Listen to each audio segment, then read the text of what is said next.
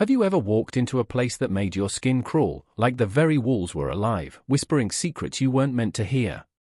This is the story of Henry, a man who thought he had seen it all until he stepped into the abandoned asylum on the edge of town, a place so shrouded in mystery that even the bravest souls dared not venture near. But Henry wasn't just anyone. He was a seeker of truth, a skeptic who scoffed at ghost stories and tales of the supernatural. And yet, this place would change him forever. It all started one dreary October evening, the kind where the sky is a smudge of grey and the air hangs heavy with the promise of rain. Henry had always been curious about the asylum. Stories of its haunted halls were whispered at every town gathering, tales of patients who vanished without a trace, of doctors who conducted experiments too twisted to imagine. But what caught Henry's attention was the recent discovery of a journal belonging to Dr. Ilara Finch, the asylum's last superintendent.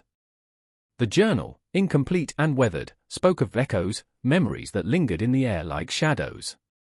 Determined to uncover the truth, Henry set out for the asylum. Armed with a flashlight, a camera, and a healthy dose of skepticism, he pushed through the rusted gates. The building loomed before him, its windows shattered, its once grand facade now draped in ivy and decay. A chill ran down his spine, but he dismissed it as the evening's cold. Inside, the air was thick with dust and the faint scent of mildew. The floor creaked under his boots, every step echoing like a gunshot in the oppressive silence. The asylum's layout was a maze of dark corridors and empty rooms, each one more desolate than the last. But it wasn't the emptiness that unnerved him, it was the feeling of being watched, as if unseen eyes followed his every move. In the heart of the asylum, Henry found the office of Dr. Finch. The room was surprisingly intact, as though time had bypassed it.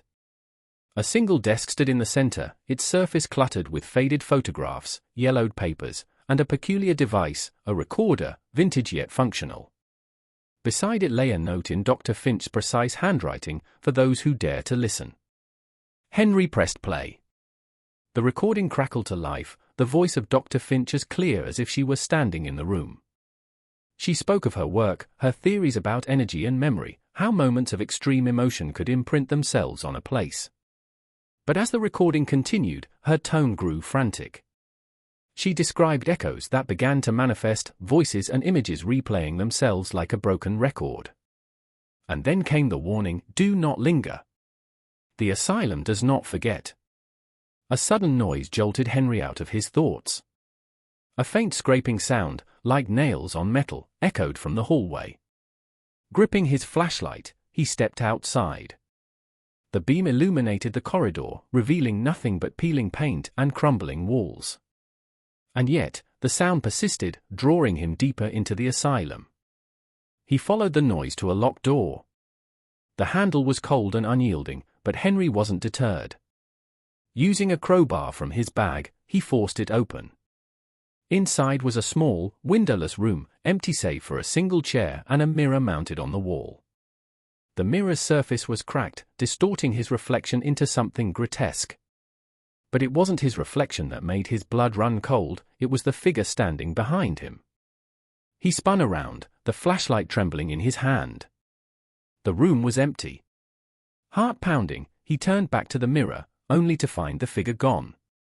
Shaking his head, he tried to rationalize it. Shadows, a trick of the light, his mind playing games. But deep down, he knew better. As he navigated the asylum, the echoes began. Faint at first, barely audible whispers that seemed to come from the walls themselves.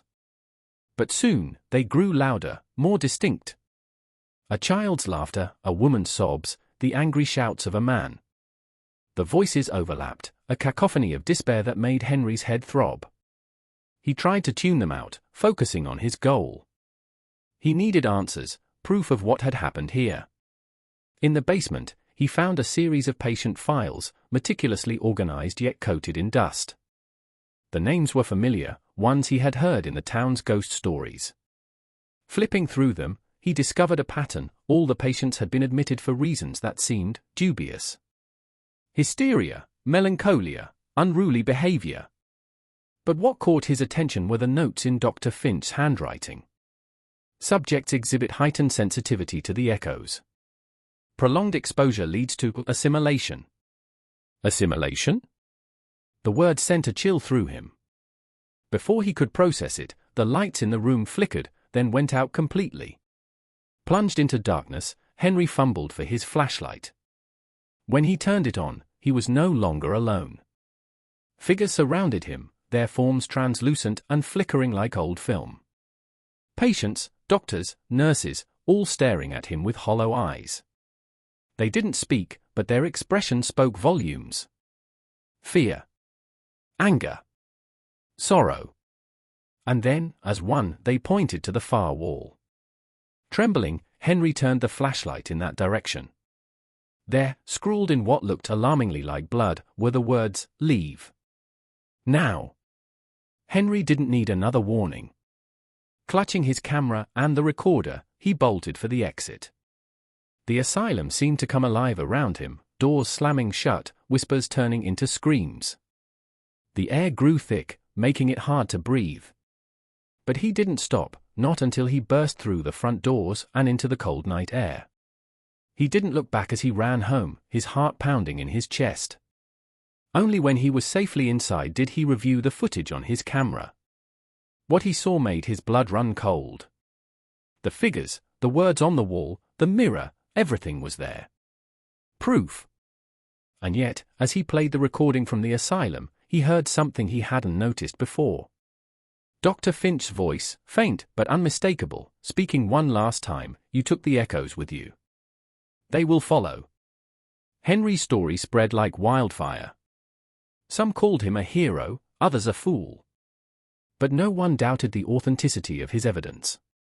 And as for Henry, he became a recluse, haunted by the whispers that now filled his home. So, dear listener, the next time you hear a ghost story, remember Henry and the abandoned asylum.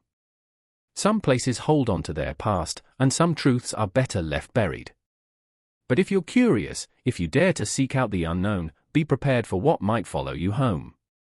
If this story sent chills down your spine, hit the subscribe button on our channel. We've got more tales that will keep you on the edge of your seat. Until next time, stay curious and stay safe.